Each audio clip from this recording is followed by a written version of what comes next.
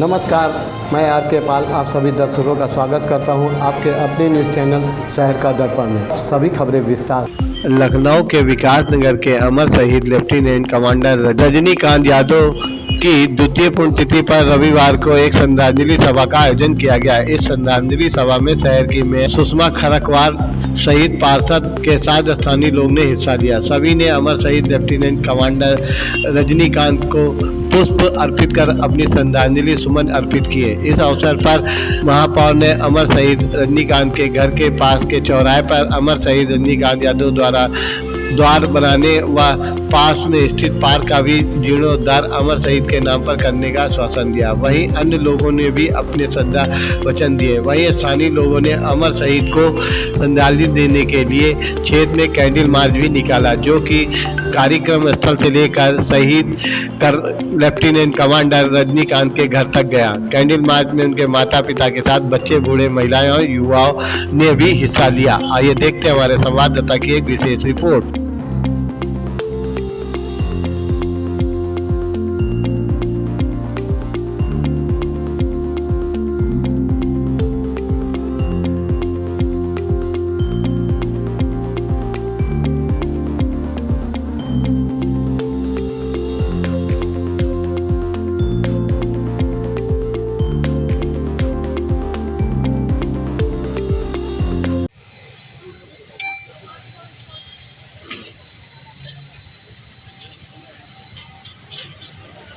थोड़ा मोबाइल पीछे रखो। धन्यवाद मैडम। मुझे बहुत गर्व है कि मैं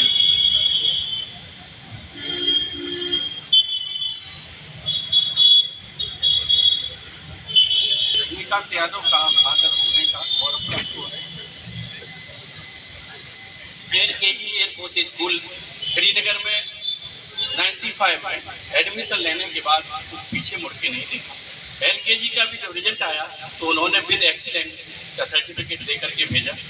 2005 में उन्होंने अलीगंज केवी से 10th पास किया और डिवीजन टॉप किया। उसके बाद उन्होंने एक ही बात बोला था, मुझे डिफेंस में जाऊंगा।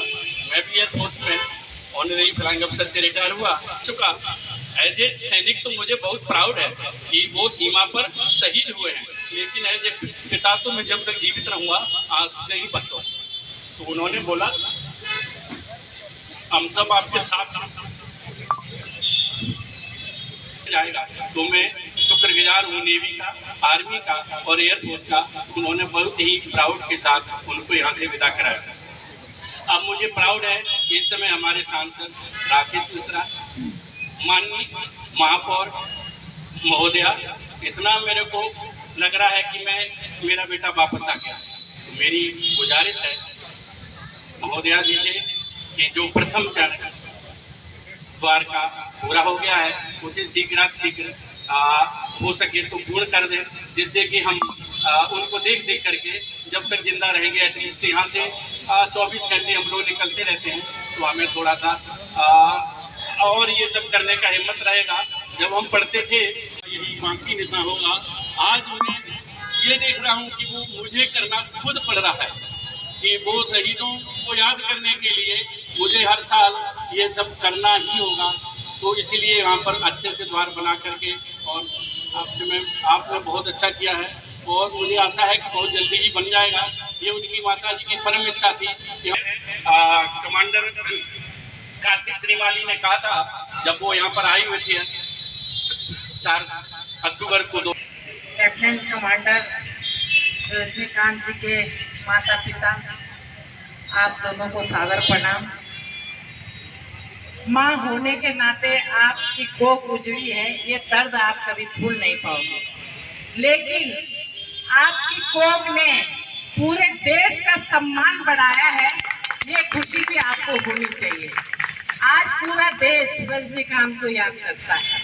कौन है ऐसे कि कितने लोग बैठे हैं, किसी के बच्चे को कोई जानता है, लेकिन आपके बच्चे को पूरा देश जानता है।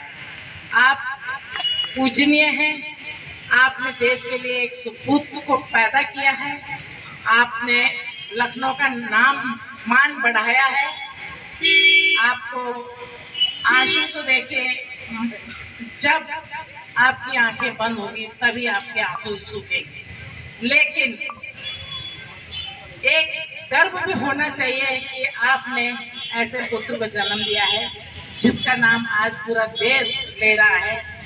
और मुझे भी गर्व है कि मेरे जिले में, मेरे मोहल्ले में एक ऐसा सुपुत्र पैदा हुआ है।